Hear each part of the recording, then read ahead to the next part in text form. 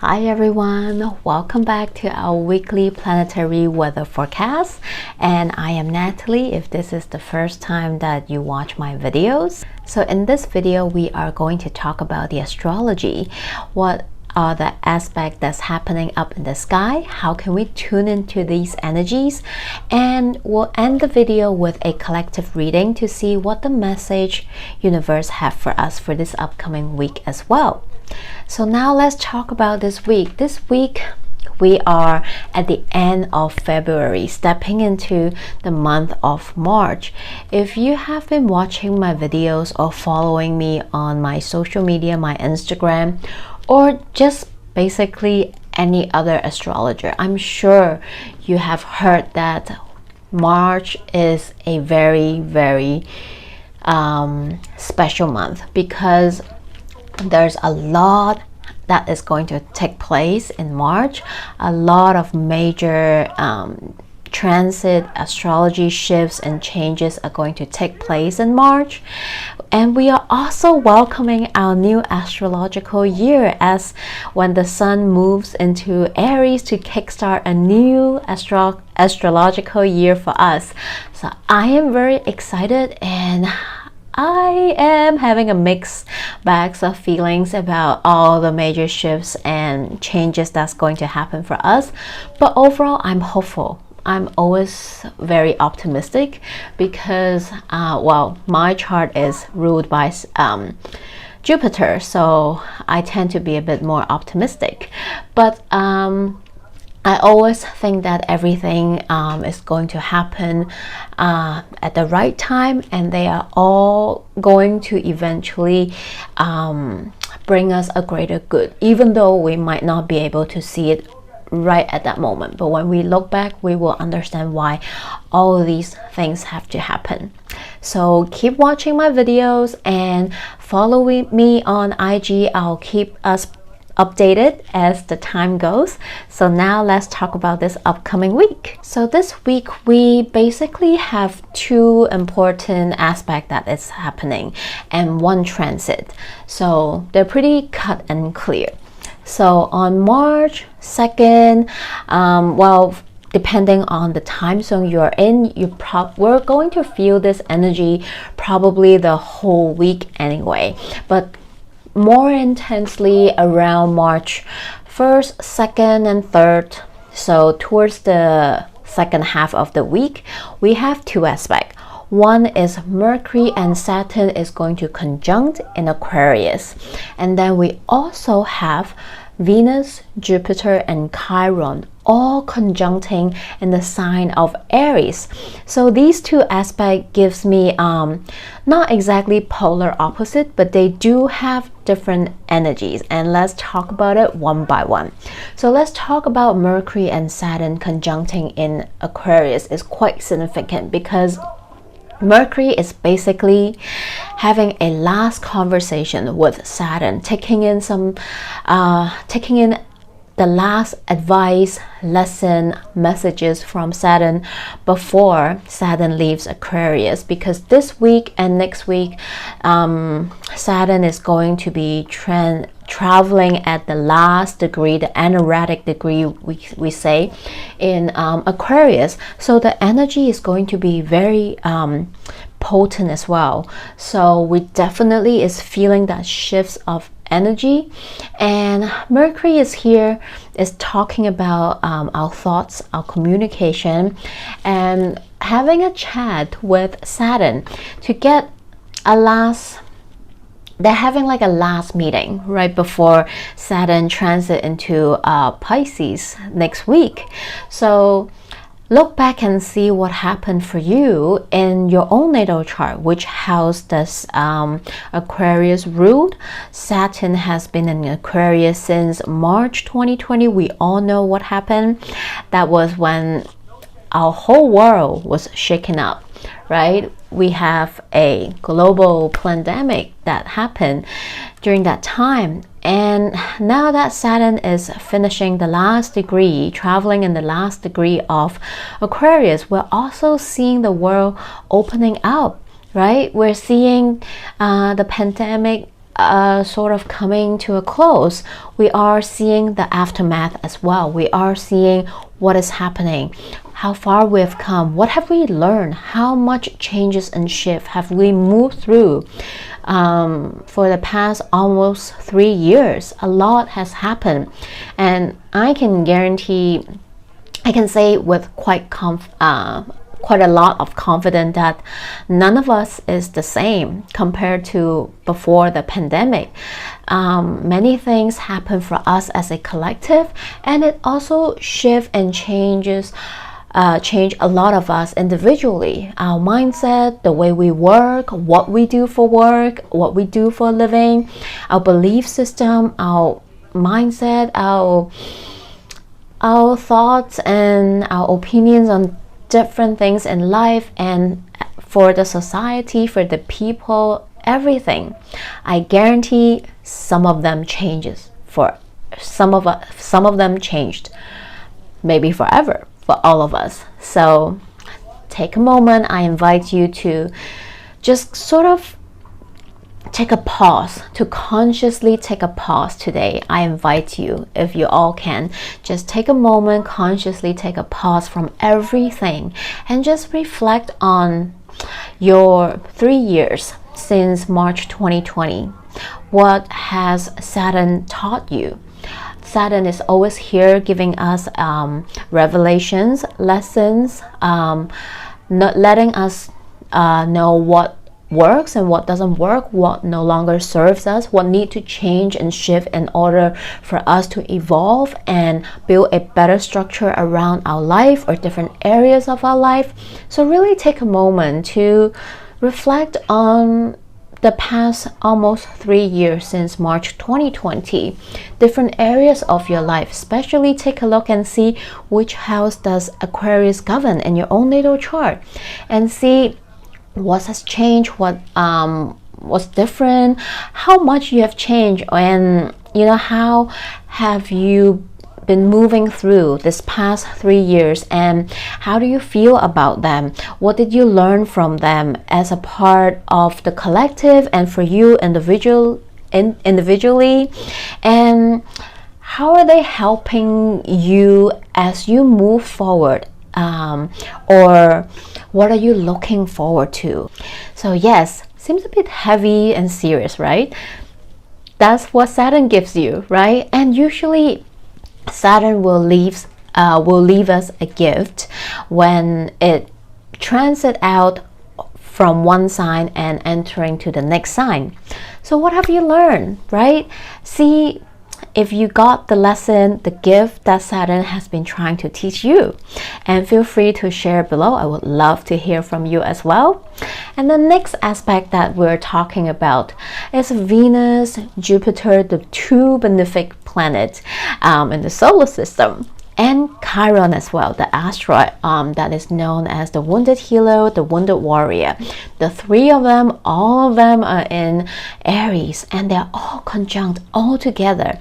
So this energy is definitely a very positive and loving energy. When I first look at it, this aspect feels like a big shout out to yourself. This is a big shout out to yourself, screaming I love you to yourself from the top of the lungs. The energy brings in love, your love with life, you falling in love with yourself, your growth, your healing journey, your discovery journey. It's all about you. And it feels like a big yes as well. Yes to express yourself, let that inner fire to burst out and go after what is it that you truly want for yourself in this lifetime.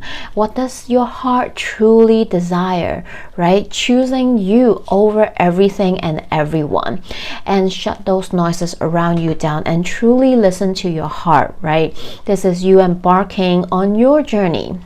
What is it that you truly want, right? Venus and Jupiter is there magnifying everything for you, right? Jupiter is magnifying your self-love, your cup of joy, everything Venus govern, right? All the money matters, your one-on-one close relationships, everything that brings you joy, that you love, and your self-value. So Venus also rules money matter, like I just said. So maybe some of you are making some kind of financial decision today that will benefit you in the long run or short run or whatever, but it looks and feels like something positive, right? Something that can bring you joy and fill your cup.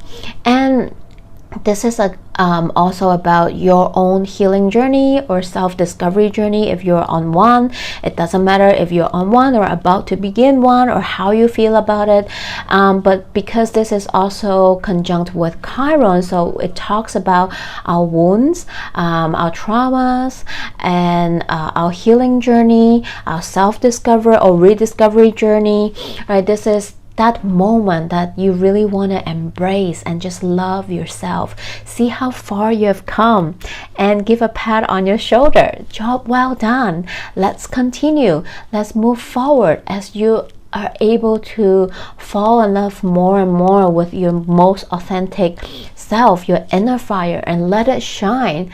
The more you can live your most authentic and truthful life this lifetime, and that light shines beautifully outwards. Everybody can see it and feel it, and it will inspire and help others to do the same as well. So definitely love this aspect, and this might be also a time to express yourself, because again, Jupiter and Venus, maybe this is the day you want to express your love to somebody. Of course, this can be romantic, a perfect date night day, to have a day to express your love, to confess, but this is also a perfect day to spend with your loved ones, anyone, your friends, your family, co-worker, your furry friends, or the nature, the Mother Earth, to express your love to her, right? So, and this is also definitely the day, or well, as I said, you can definitely feel it as we step into March. So definitely from March 1st onwards, the whole week, definitely be brave and shoot your shot. So where does your arrow want to aim towards? It's time to let that arrow fly. So I hope this is a very beautiful day, well, a beautiful week for you all to experience that and to use this energy to your own benefit. So the other transit that I want to mention is March 3rd. For Hong Kong time, this is March 3rd in the morning, 6:52 a.m. For later time zone, it will be in the March 2nd, 5:52 Eastern time p.m. So adjust the time according to where you are in the world. Mercury is going to swim into Pisces, a new sign. So time to drop your mind, your brain into the limitless vastness of the ocean, the Pisces ocean. This transit is going to invite us to let our mind, our brain flows. Kind of weird, right? I know, but this is Pisces, the water sign, the last water sign, and it is about the vast, limitless ocean. You know those moments where you just know. You can't explain why, how, or whatsoever, but you just know something, right? Maybe you know the answer, you just know it's right, you just know it's wrong, you just know you can't find exactly the right word, the right phrase to explain it, but you just know. It's a feeling in your bones that you know, deep inside you're feeling, sensing that message that you're feeling, that a yes, a no that you're feeling, but yet it just makes sense. You can't explain why, but you just know. Well, that for you is Mercury in Pisces. And during this Mercury in Pisces transit, Mercury wants us to quiet our monkey brain, to use a new way to think and communicate. So it's going to be very different from Aquarius. we're using our senses to feel and to sense everything, the message, the thought. You might see things, you might be able to see things from different angles and perspective that you haven't thought of before. You might suddenly have revelations or realization like, oh my god, I didn't know it can work that way. I didn't know we can see things from that angle. I didn't know that this will work. Ooh, like new discovery. So Pisces can definitely open us up to new possibilities and opportunities. So it's time to be less rigid, open more room, have a more open mind, and just see what comes up for you, and allow yourself to check your logic mind out at the code check section, and enter this ocean. You might find yourself having more vivid dreams as well, because we're talking about Pisces. It's our subconscious, everything you cannot see, but everything you can sense and feel. So you might find solution, explanation from places you've never considered before. You might see things the way you couldn't see before, understand things you couldn't understand or didn't know you can understand in this way before, right? It's just different. It opens up to new possibilities. You might have moments where you just know you can't find the right word to match how you feel or what you're feeling and sensing, but you just know. And that's your intuition, by the way. Every one of us have intuition. It's just like that muscle in our body that sometimes we don't feel it, we don't sense it because we don't use it. But when you train it, just like you're going to a gym to train your arm muscle, as you train and put some more work into it, it becomes stronger and stronger. And of course, like I said, all energies have both light and dark attribute. So yes, of course, there's pros, there's cons. So one of the downside of Mercury in Pisces is that we really can't find a word to explain ourselves. So it can be mumbo jumbo sometimes. There's miscommunication. People might not get you, might not understand you. There might be misconceptions. So try to be as clear as you can when you communicate, even though it might be hard, or just trust yourself, right? And let there be a bit more flexibility when you communicate. And the best advice that I can give us is to quiet our monkey mind. Really, just let it go. I know it's hard sometimes, especially when it comes to people with very analytical and logical mind. But just be open-minded. Let all the magic flows through you and see what happens, what comes up for you. You might be surprised, and let me know definitely. So this transit will last from March 3rd or 2nd, depending where you are, until March 19. So here's our astrology. Now let's look at our message from the universe. Whoa, the tarot card came out as just unbelievable. I don't think I've ever seen something like this before, but we have Ace of Wands, we have Six of Wands, and we have Page of Wands. All the wands energy just like flew out. I was like, oh my god. So definitely this Aries energy is right here. It's so loud, I can't even like ignore it. All of them are just fire after fire. So this week, if you're feeling that energy, please just let it out. Some of us might need to move our body, you know, through breath work, through exercise, walking, whatever you want. But some of us might feel anxious. So if you feel that, move your body, let this energy out.